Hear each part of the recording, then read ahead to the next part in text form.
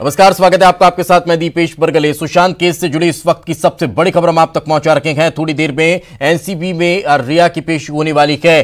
KPS Malhotra पूछताछ करेंगे। करीब 5 अधिकारी रिया से सवाल जवाब करने वाले हैं। ये बड़ी खबर निकलकर सामने आ रही है। रिया चक्रवर्ती से अब से कुछ देर बाद पूछताछ होने वाली है। रिया एनसीबी के दफ्तर में पेश होने वाली है। रिया के इशारे पर ड्रग्स आता था। सुशांत के स्टाफ दीपेश ने इस बात को कबूल किया था, जिसके बाद से लगातार रिया को पूछताछ के लिए बुलाने की तैयारी तेज हो गई थी। अब जल्द से जल्द रिया एनसीबी के दफ्तर पहुंच सकती है, ये बात निकलकर सामने आ रही है।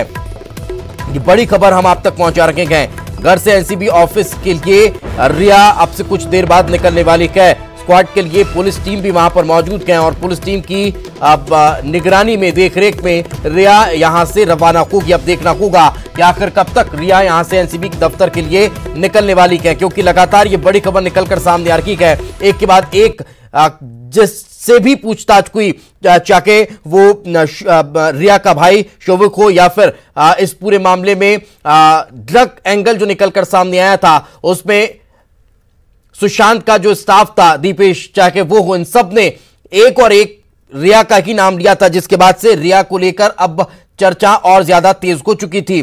सुशांत सिंह राजपूत मौत केस में यह बड़ी खबर निकलकर सामने आ रही है कि अब से कुछ देर बाद एनसीबी की टीम ने जब समन रिया को दिया था, तब इस बात को कहा था कि या तो आप हमारे साथ चल सकती हैं, हमारे साथ महिला अधिकारी भी मौजूद हैं, या फिर आप स्वयं थोड़ी देर में एनसीबी दफ्तर पहुंच सकती है। तो तभी से इस बात के कयास लगाए जा रहे थे और यह बात स्पष्ट हो चुकी थी कि रिया एनसीबी दफ्तर स्वयं पहुंचने वाली है। अब से थोड़ी देर में रिया एनसीबी दफ्तर में पेश होने वाली है। वहां पर उनकी पेशी के बाद तमाम सवाल जवाब उनसे किए जाएंगे, उनसे पूछताछ की जाएगी। रिया की गिरफ्तारी भी हो सकती है। इस खबर से जुड़ी यह बड़ी खबर निकलकर सामने आ रही है। इस पूरे मामले में रिया चक्रवर्ती का भाई को शोविक, या फिर सुशांत के दोस्त स्टाफ को सैमुअल मिरांडा, या फिर दीपेश, इन सब ने एनसीबी की गिरफ्तारी के बाद जब इनसे पूछताछ हुई तो रिया चक्रवर्ती का नाम दिया था कि सिर्फ रिया के कहने पर ही हम ड्रग की सप्लाई करते थे या फिर ड्रग मंगाया जाता था।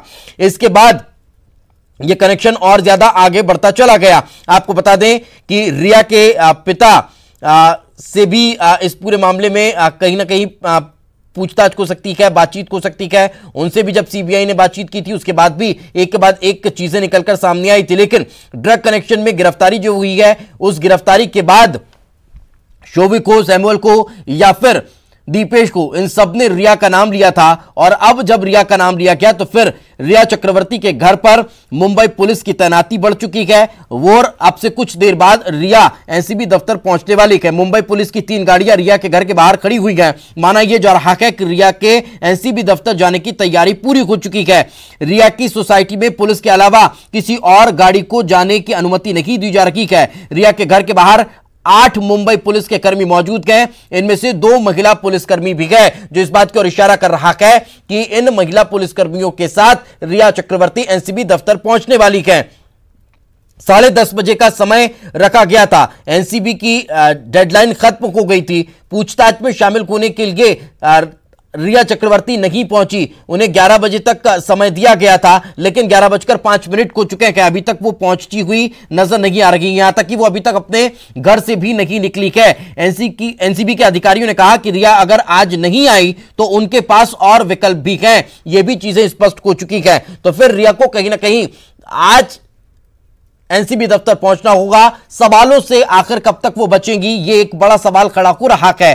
चूंकि एनसीबी दफ्तर उन्हें पहुंचना होगा और उनसे तमाम तरह के सवाल किए जाएंगे। सवालों का जवाब उन्हें देना अनिवार्य हो चला है। आपको बता दें कि जिस तरह से ड्रग मामले में, ड्रग एंगल में यह पूरा नाम निकलकर सामने आ रहा है, उसके बाद से अब लगातार गिरफ्तारी की तलवार रिया पर लटकती हुई नजर आ रही है। ये तस्वीरें आप देख रहे हैं। हलचल बहुत ज्यादा तेज हो चुकी है। गाड़ियां पुलिस की लग चुकी हैं और उम्मीद जताई जा रही है कि अब से कुछ देर बाद रिया यहां से रवाना होगी। ये देखिए, ये रिया की सोसाइटी का गेट है, जिससे पुलिस की वैन अंदर जा चुकी है। तैयारी वहां पर पूरी है और अब से कुछ देर बाद वहां से रिया को एनसीबी दफ्तर ले जाया जाएगा। आपको ये भी जानकारी दे देते हैं, नार्कोटिक्स कंट्रोल ब्यूरो ने रिया के घर पहुंचकर समन दिया था और उसके बाद रिया को पूछताछ के लिए बुलाया गया है। रिया के भाई शोभिक चक्रवर्ती को एनसीबी पहले ही गिरफ्तार कर चुकी है। इसके अलावा सुशांत के हाउस मैनेजर सैमुअल मिरांडा और उनके स्टाफ दीपेश सावंत को भी एजेंसी ने गिरफ्तार किया है। इन सबसे जो पूछताछ हुई है उसके बाद रिया का नाम इसमें खुले तौर पर निकलकर सामने आया है। अब सवाल यह भी खड़ा होता है कि आखिर पहले जब जांच पड़ताल चल रही थी तब इस पूरे मामले में ड्रग एंगल कहां चला गया था। आगे बढ़ते हैं। गुना में बेखौफ बदमाश को हुए नजर आ रहे हैं। अवैध हथियार से खुलेआम फायरिंग यहां पर हुई है। देसी कट्टे से हवाई फायरिंग का मामला सामने आया है। वीडियो अब वायरल हो रहा है। कैंट थाना क्षेत्र के निजी होटल में फायरिंग की गई है। आदतन अपराधी है युवक। अवैध हथियारों से इलाके में दहशतगर्दी फैला रखे हैं। बदमाश अपराधियों पर लगाम लगाने में पुलिस नाकाम है। कैंट थाना क्षेत्र का यह मामला नजर आता है। चला दे चला दे चला दे चला दे चला दे चला दे चला दे चला दे चला दे चला दे चला दे चला दे चला दे।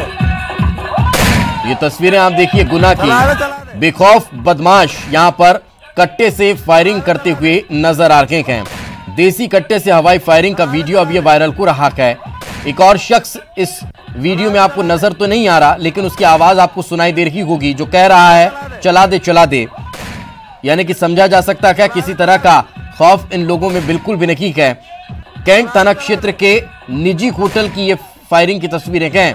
और ज्यादा जानकारी के साथ हमारे सहयोगी विकास दीक्षित हमारे साथ जुड़ चुके हैं। विकास, क्या ताजा जानकारी, कौन ये शख्स, क्या क्या गिरफ्तारी हो पाई है, किस उद्देश्य से फायरिंग की गई?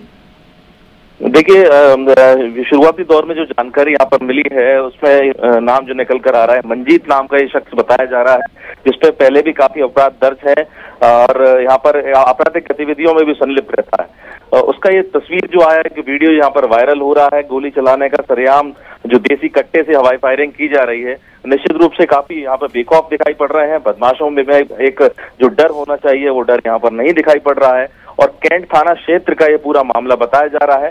फिलहाल ये पूरा वीडियो वायरल हो रहा है जिसके बाद में अब पुलिस एक्टिव हो गई है, लेकिन कहीं ना कहीं सवालिया निशान इस बात पर जरूर लगता है कि खुलेआम जब इस प्रकार की फायरिंग की जाती है तब पुलिस का क्या रोल रहता है। लेकिन विकास, इससे इतर एक सवाल यहाँ पर यह खड़ा हो रहा है कि अवैध कट्टे से इस तरह की फायरिंग की गई है, अवैध हथियार यहाँ पर किस तरह से खुलेआम बिक रखे हैं, एक दूसरा ये कि निजी होटल में यहाँ फायरिंग हुई है, क्या होटल में सुरक्षा के कोई मापदंड नहीं है, क्या आने जाने वाले को चेक नहीं किया जाता है? चूंकि कोरोना काल चल रहा है इस दौरान तो सुरक्षा व्यवस्था और कड़ी होनी चाहिए। देखिए जी दीपेश, जैसे कि हम बात करें, सबसे पहली बात जो देसी हथियारों की देसी कट्टे के द्वारा जो फायरिंग की गई है, लगातार कुछ समय से यहाँ पर देसी कट्टे का चलन बढ़ा है। पुलिस भी लगातार रेड करती रहती है, लेकिन पड़ोसी राज्यों से या अन्य जिलों से यहाँ पर अवैध हथियारों का लगातार यहाँ पर सप्लाई देखी जा रही है। लगातार यहाँ पर अपराध युवाओं के बीच में एक नशे के एक तरीके से देखा जा रहा है। उन लोगों हथियार रखने का एक जो शौक, बिल्कुल कहीं ना कहीं ये अपने आप में बेहद महत्वपूर्ण है। इस एंगल से भी जांच होनी चाहिए। बहुत बहुत शुक्रिया इस तमाम जानकारी के लिए विकास। और चलिए एक बार फिर आपको मुंबई लिए चलते हैं। रिया चक्रवर्ती अब अपने घर से रवाना हो रही है। एनसीबी दफ्तर के लिए रिया रवाना हो रही है। ये बड़ी खबर हम आप तक पहुंचा रखे हैं। ये बड़ा अपडेट इस वक्त निकलकर सामने आ रखा है। एनसीबी ऑफिस के लिए रिया घर से निकल रही है। ये बड़ी खबर इस वक्त हम आप तक पहुंचा रखे हैं। ये तस्वीरें आप देख सकते हैं। ये वो गाड़ी जिसमें रिया बैठी हुई है, पहले पुलिस की वैन, उसके बाद फिर रिया उस गाड़ी में बैठी हुई है। इस गाड़ी को आप तस्वीरों में देख सकते हैं किस तरह से पेपर से ढका गया है, ब्लैक फिल्म लगी हुई है, उसके बाद फिर पेपर से उस गाड़ी के शीशों को ढक दिया गया है। जीप ये है, इसमें रिया चक्रवर्ती बैठी हुई है जिसे एनसीबी दफ्तर ले जाया जा रहा है। ये तस्वीरें आप देख सकते हैं और ये सीधी तस्वीर इस वक्त हम आप तक पहुंचा रखे हैं। आपको बता दें, जैसे ही इस पूरे ड्रग एंगल मामले में रिया का नाम सामने आया उसके बाद से गिरफ्तारी की तैयारियां तेज हो गई। गिरफ्तारी की तलवार अब रिया पर लटकती हुई नजर आ रही है। ये सीधी तस्वीर इस वक्त हम आपको दिखा रखे हैं। ये बड़ी खबर हम आप तक पहुंचा रखे हैं। रिया चक्रवर्ती अब एनसीबी दफ्तर के लिए रवाना हो गई है। यहां एनसीबी दफ्तर में इनसे पूछताछ होगी, सिर्फ पूछताछ नहीं होगी, इनका 1-to-1 कराया जाएगा, सीधा सामना करवाया जाएगा दीपेश, सैमुअल मिरांडा और इनके भाई शोभिक से। उनके सामने सभी को एक साथ बैठाकर पूछताछ की जाएगी, एक के बाद एक सवाल जवाब होंगे। कहां से ड्रग मंगवाया जाता था, क्यों ड्रग मंगवाया जाता था, कहां उसे डिलीवर किया जाता था। ऐसे कई सवाल हैं जो यहां पर अब पूछताछ के दायरे में आने वाले हैं। कितने लंबे समय से यह ड्रग का कारोबार यहां पर चल रहा था, इसके अलावा क्या जो बॉलीवुड की पार्टियां होती थी वहां पर भी ड्रग सप्लाई होता था। ये तमाम चीजें हैं जो इसके बाद स्पष्ट होगा जब पूछताछ होगी। साथ ही साथ यह भी निकलकर सामने आ रहा है कि ये जो पूछताछ होगी उसकी पूरी वीडियो रिकॉर्डिंग की जाएगी। इसके अलावा दो तरह के ऑप्शन एनसीबी रिया को दे सकती है। एक, या तो जवाब रिया खुद अपने हाथों से लिखें या फिर एनसीबी के अधिकारी जवाब लिखें और उस पर रिया का हस्ताक्षर लें। ये तमाम तरह की चीजें निकलकर सामने आ रही है। अब देखना होगा कि रिया जब यहां से एनसीबी दफ्तर के लिए निकली है तो कितनी लंबी पूछताछ उनसे एनसीबी के अधिकारी करते हैं। क्योंकि तमाम जितने भी आरोपी अभी इस पूरे मामले में ड्रग एंगल के तौर पर गिरफ्तार किए गए हैं उन सब ने एकमात्र नाम रिया चक्रवर्ती का लिया है। और जब रिया चक्रवर्ती का नाम इसमें निकलकर सामने आया, उनके भाई की जब कल गिरफ्तारी हुई उसके बाद ये बात स्पष्ट हो गई थी कि अब रिया को भी जल्द ही समन भेजा जाएगा। कल भी ये खबर हमने आपको प्रमुखता से दिखाई थी कि अब रिया को जल्दी ही समन भेजा जा सकता है, उनकी भी गिरफ्तारी हो सकती है।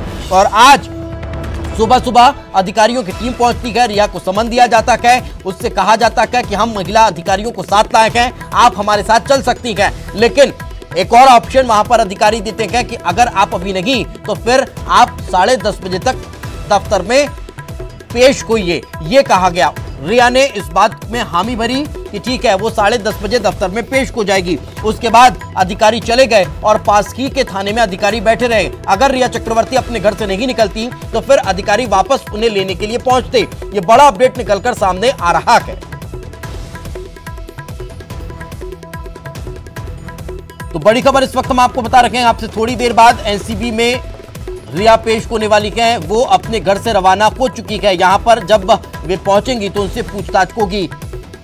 बड़ी लंबी पूछताछ यहां पर हो सकती है क्योंकि ड्रग एंगल जिस तरह से निकलकर सामने आया है और उस ड्रग एंगल के बाद एकमात्र नाम सबके मुख से निकलकर सामने आया वो रिया चक्रवर्ती का था। तो फिर अब सबसे महत्वपूर्ण कड़ी रिया चक्रवर्ती हो जाती है, जिनसे पूछताछ में कई और बड़े खुलासे होने की उम्मीद नजर आ रही है।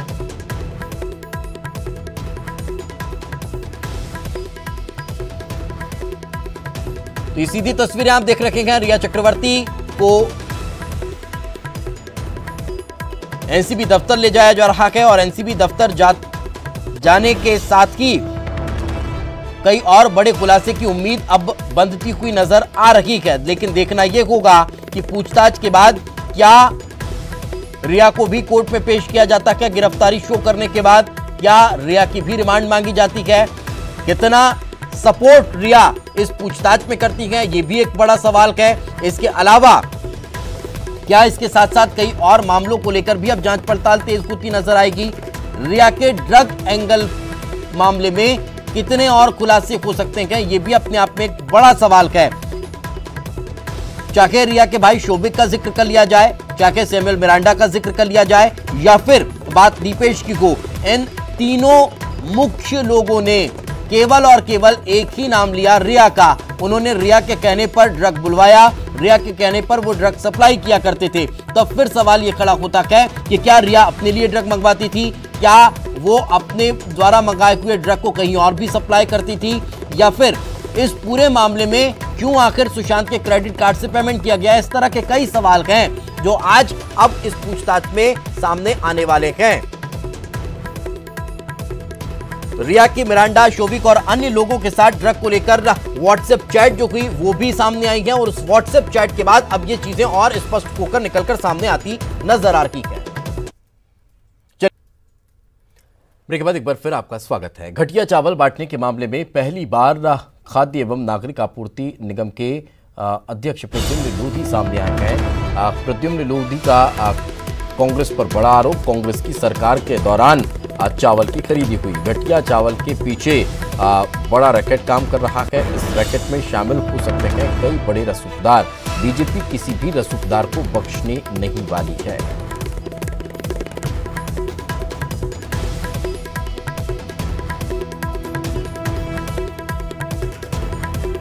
तो राजनीति इस मामले में चरम पर है।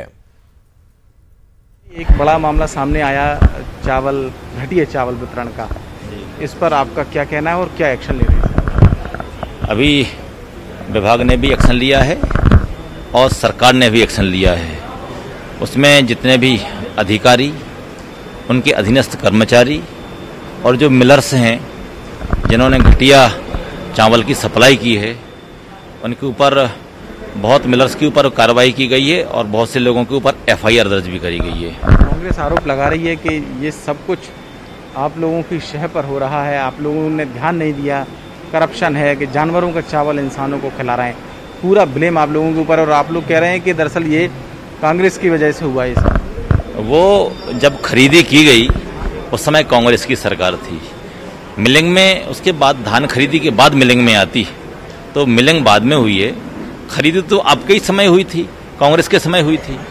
अब मिलिंग में जो अधिकारियों की और मिलर्स की जो मिली भगत थी वो उजागर हो रही है, और उसमें जो तथ्य सामने आएंगे जांच में निश्चित रूप से कार्रवाई की जाएगी। और फौरी तौर पर अभी बहुत से जो अधिकारी सीधे सामने आए हैं उनके ऊपर कार्रवाई की गई, बहुत से लोगों को सस्पेंड भी किया गया है। सिर्फ अधिकारियों की जिम्मेदारी है या आपको लगता है मिली भगत है, या कुछ जैसा कि आपने कहा कि कांग्रेस के दौरान में हुई कुछ नेता भी इसमें शामिल हो सकते हैं? निश्चित रूप से एक बड़ा रैकेट काम कर रहा है ऐसा मुझे लगता है, और जो भी होगा UW और हमारे इस बड़े अधिकारी इसमें जांच कर रहे हैं और मामला सामने आएगा। जो भी संलिप्तता होगी, चाहे कितना भी बड़ा राजनीतिक वजूद वाले व्यक्ति हों, उनको बख्शा नहीं जाएगा। कौन कौन इस रैकेट में आपको लगता है कि शामिल है? अब जो भी होंगे जांच होगी, जांच में सामने आएगा। तो ये है प्रद्युम्न सिंह लोधी जो इस वक्त हमसे बात कर रहे थे, और उनका कहना ये है कि ये एक बड़ा रैकेट था और जो काम कर रहा था, ख़ास तौर से जो मामला सामने आया है घटिया चावल के वितरण का, उसमें उन्होंने कांग्रेस पर भी आरोप लगाया है कि दरअसल खरीदी कांग्रेस के वक्त में हुई थी, और अब जांच हो रही है और जांच में जो भी दोषी होगा, चाहे जितना बड़ा रसूखदार राजनीतिक तौर पर भी हो, लेकिन उसके खिलाफ एक्शन लिया जाएगा। कैमरामैन अनिल के साथ शरद श्रीवास्तव, न्यूज़ 18 भोपाल। और इस वक्त हमारे सहयोगी शरद हमारे साथ जुड़े हैं। शरद, आखिर क्या चल रहा है इस राजनीतिक खींचतान में? एक पाले से दूसरे पाले में, दूसरे पाले से वापस पहले पाले में गेंद इस पूरे मामले को लेकर फेंकी जा रही है।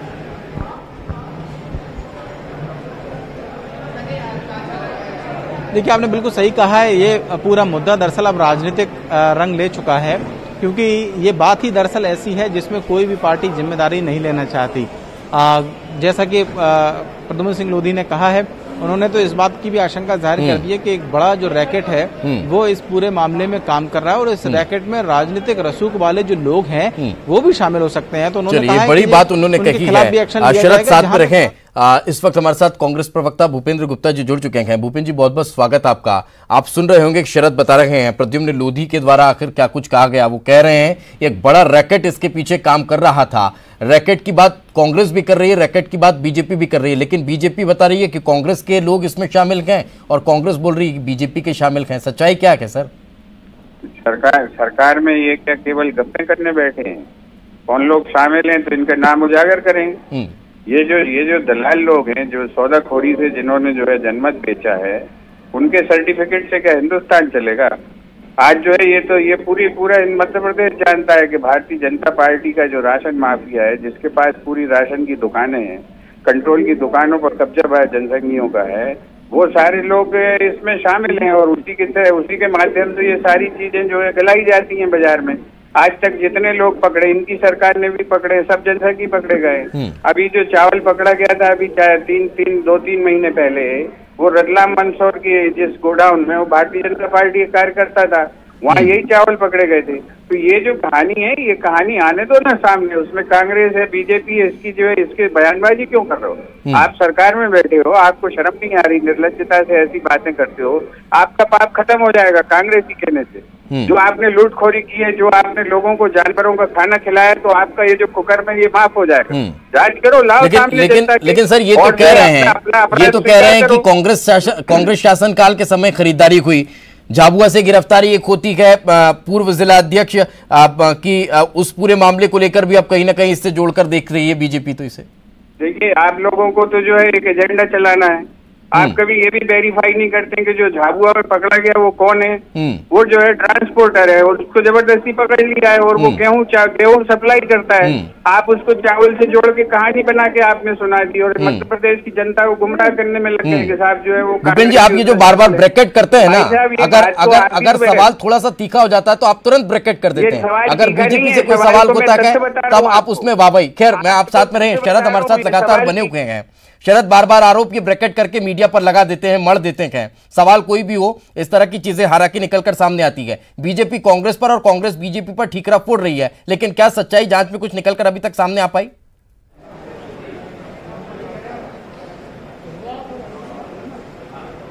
ये जो लोग जो है धान से चावल बनाते हैं, शरद, आप इसको दोनों को जोड़ दोगे आपस में। अगर उसने अपराध किया उसको जेल की सजा दे दो, दुनिया भर में जो सर शायद आप मेरा सवाल समझ नहीं पाए। मैं शरद को लाइन पर लेता हूं, उसके बाद फिर मैं वापस आपके पास आता हूं।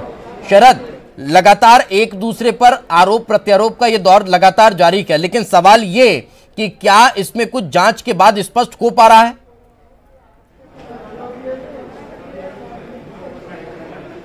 देखिए, उम्मीद तो यही की जानी चाहिए क्योंकि जो जांच है वो ईओडब्ल्यू को दी जा चुकी है। मुख्यमंत्री शिवराज सिंह चौहान ने जैसा कि निर्देश दिए थे और उसके बाद ईओडब्ल्यू ने इस मामले में अपनी जांच शुरू करके इस पर कार्रवाई तेज भी कर दी है। जहां तक राजनीतिक आरोप, भूपेन जी अभी आप इतनी देर से आप ही तो उत्तर दे रहे थे ना, अब आरोप तो आपके ऊपर लगे। भूपेन जी, अरे एक मिनट, क्या भूपेन जी आप ही बोल रहे थे तब से तो ना?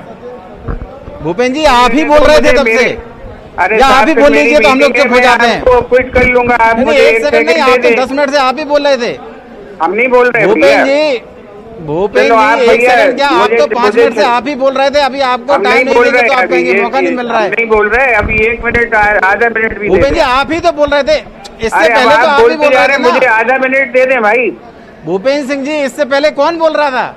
अरे आधा मिनट दे दें भाई। बीजेपी तक अभी तो किसी बीजेपी के प्रवक्ता से रिएक्शन आप ही बोल रहे हैं। अरे भाई मुझे जो है आधा मिनट का, आपको 10 मिनट ले चुके हैं आप तो, और कितना?